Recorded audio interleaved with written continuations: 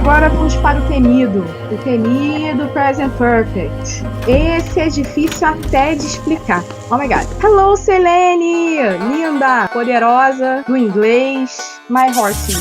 Então, quando a gente fala de qualquer evento indefinido que acabou de acontecer, Present Perfect.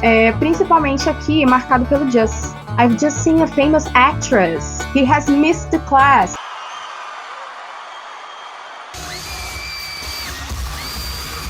Então, he has missed the class é um evento indefinido. Ele perdeu a aula. A gente não sabe que aula, quando, né? Ele só perdeu. Então, aqui a gente está focando no evento em si, que acabou de acontecer. E no outro, um evento indefinido. Indefinite events that may present obvious results in the present. Então, por exemplo, você entra numa sala e vê a tua amiga, né? Duas amigas, né? Uma tá chorando, segurando o braço, e aí você pergunta pra outra, what happened? E aí ela responde, she has broken her arm, that's why she's holding it and crying.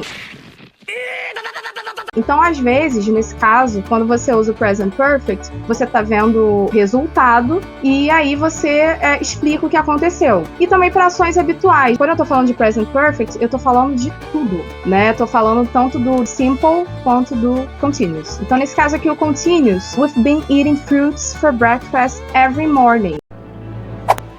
Então aqui eu tô focando na ação, né, ocorre, porque o Present Perfect ele sempre está ligado, é algo que aconteceu no passado, que está recorrente, que continua sendo verdade no presente, ou que continua acontecendo no presente de alguma forma. O Present Perfect Continuous, ele também é usado para você enfatizar a duração dessa coisa. Por exemplo, você está muito cansado e aí você precisa dizer, tipo, I've been working all day.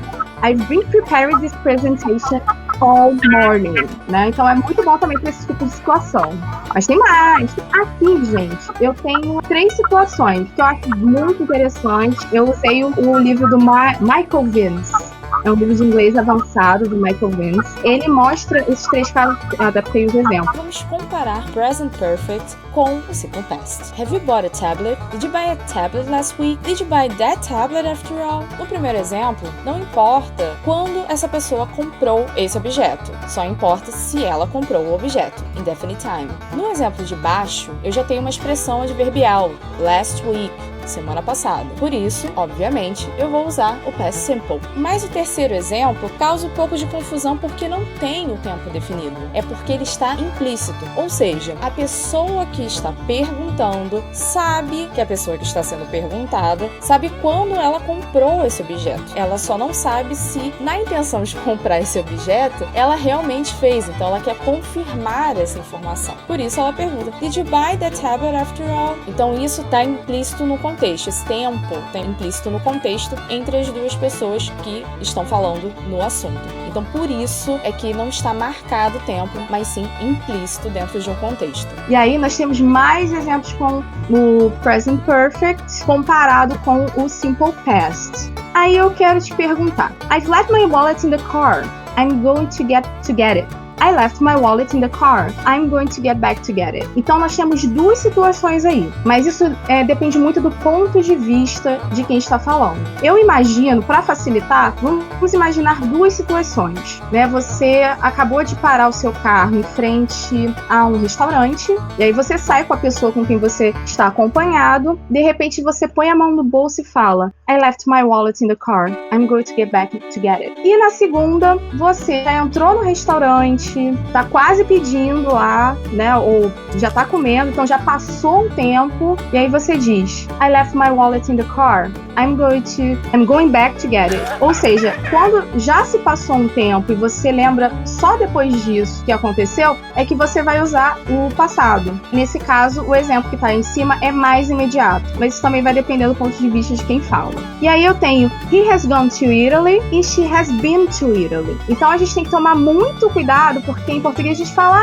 eu fui pra Itália, eu fui pro Ceará, ano passado, já fui pro Ceará, mas aí a gente às vezes não usa o estar, né, eu estive naquele lugar e tal, só que em inglês vai implicar numa diferenciação. Se eu digo, he has gone to Italy, é porque ele foi, ainda não voltou, né? Então você tem que saber muito bem usar o be e o go para não confundir a pessoa que tá falando. Ou seja, o fato presente dele ter ido para ele ainda continua sendo verdade no presente. Então ele foi e não voltou. E no segundo exemplo, she has been to Italy. Então isso significa que ela foi e já voltou. Né? Aqui a gente está falando também de experiência, né? Toda vez que a gente fala de experiência, de lugares que a gente foi, coisas que a gente já fez ou não fez, lugares que a gente não foi, né? Pelo menos ainda, aí a gente faz imperfect. Ok? Temos mais exemplos. Né? Inclusive, quando eu tava revisando isso, estava previsto. Esse caso, inclusive, estava em parênteses, que aquela forma que a gente costuma usar tá errada. Eu confesso que até eu também erro. Em vez de usar o present perfect, eu uso o presente. Mas nesse caso, ó, it's the first time we have been on TV. It's the first time we are on TV. Eu uso o present perfect para dizer também que é a primeira vez que a pessoa tá fazendo aquilo, ou que a pessoa nunca fez aquilo, ou nunca disse aquilo antes. Também é o caso do present perfect. Eu vou botar um outro caso aqui para vocês me dizerem qual é a forma correta.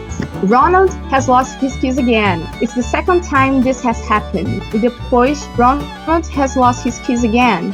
It's the second time this happens. Então, forma correta é a primeira, com present perfect. Então também nós usamos o present perfect para dizer que uma coisa tem acontecido com uma certa frequência. Principalmente se não acontece com muita frequência, mas acontece. Então, quer dizer, já não é a primeira vez que aquilo acontece, aconteceu de novo.